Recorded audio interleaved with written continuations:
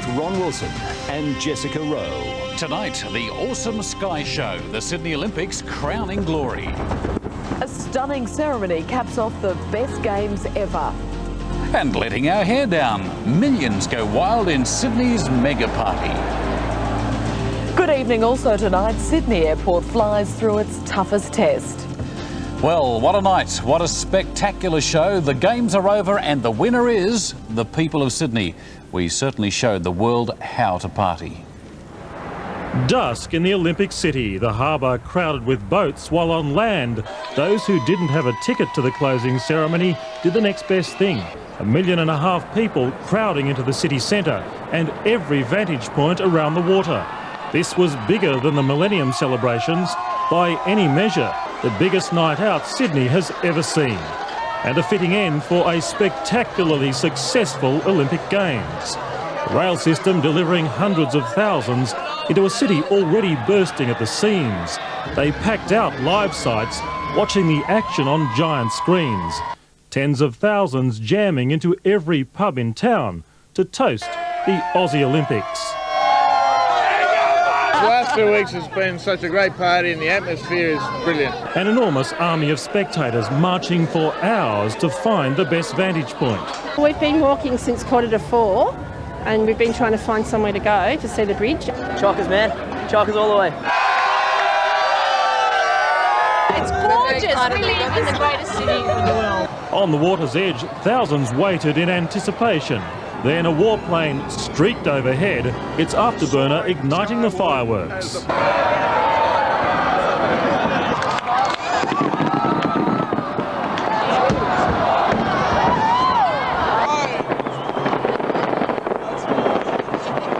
It was a blaze of fire unlike any we've seen before. Organisers wanted to outdo the Millennium fireworks display. Once again, the Harbour Bridge was the centrepiece.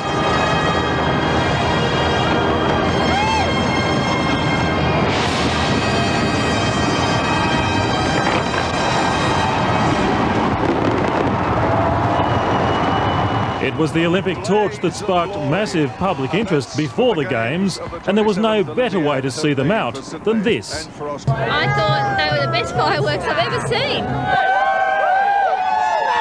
And when the show was over, the enormous crowds began to move. More people than most had ever seen before. And some had been hurt in a crowd crush at Circular Quay. This man's ribs were crushed. Others were treated by St John's Ambulance after falls. Ticker tape parade starting in Sydney tomorrow. At least 100,000 people are expected to turn out to see more than 900 athletes and officials march from the Opera House to the Town Hall to receive the key to the city.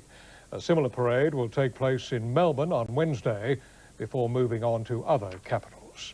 Sydney Airport was the busiest in the world today for 6 hours as athletes, officials and other visitors headed home or interstate. Despite the tens of thousands of passengers to be moved through the terminals, it all happened with little fuss. Just because they were at the airport, there was no need for the party to stop, so it didn't. In fact, Sydney's sprawling international departures terminal looked like one big party for much of a day that airport staff had dreaded. As it turned out, things were very different. All okay. I'm happy that there's music. And as the record-breaking queue stretched ever longer, there was certainly a lot of music. And there was free water, and free biscuits, and free trolleys, and free entertainment.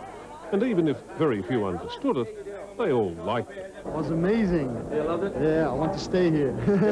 It's been excellent. Very well organised. In one 3-hour surge, the airport got 25,000 passengers and 16,000 pieces of luggage onto their planes home. At 11 o'clock this morning, we had done almost a day's business. And dealt very speedily with one scare. An American team official left his luggage unattended on a footpath. The bomb squad was on the spot in seconds, and by the time they declared everything safe, the owner was back. It's great to see the procedures working. Well, he would say that, wouldn't he? Auckland is going from here, here, here and here. Overseas and local traffic combined, the airport will shift 1,100 flights and 110,000 passengers and then back up and do almost the same tomorrow. It's not completely over yet, but the worst of it certainly is, and just like the rest of the Olympics organisation, the airports finished the Games with a resounding personal best. Peter Harvey reporting for Nightline. Sydney, and indeed Australia, seemed to suffer a bad case of Monday-itis today as the realisation sank in that the Games are over. The journey back to normality began early as the clean-up followed the Olympic party. The clean-up began before dawn, Sydney's garbage collectors setting their own record. 140 tonnes of rubbish in the one night, those Olympic live sites scrubbed clean by midday. The official duties continued for IOC President Juan Antonio Samaranch, guest of honour at a New South Wales government reception. The man who said the winner is Sydney and who said the best games ever, on behalf of the people of Australia, our grateful thanks. We're pleased to say that the Sydney Olympic Games were the best games in all the Olympic history.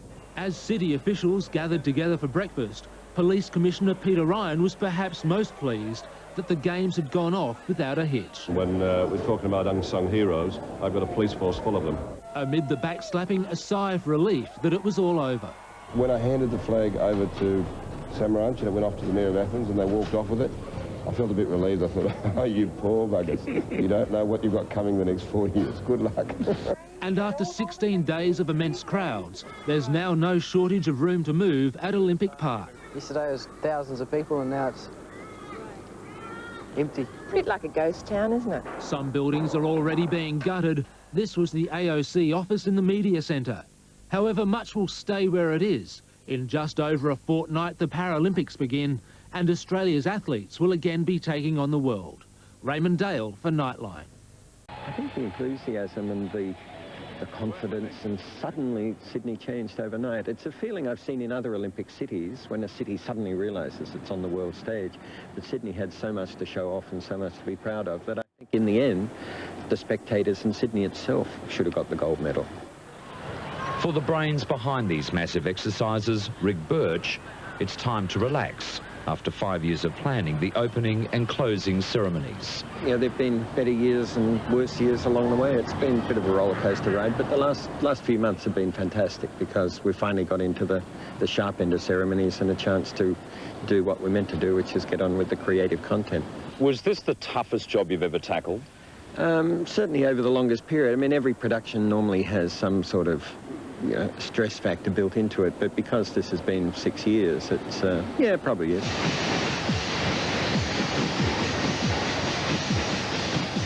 It's like any production. I mean, it seems very silly to say it, but it really is. It's exactly the same skills as any production that you put on in a theatre. Never before. There's stuff coming out of everywhere. Anyone that sees this one will see a really good show.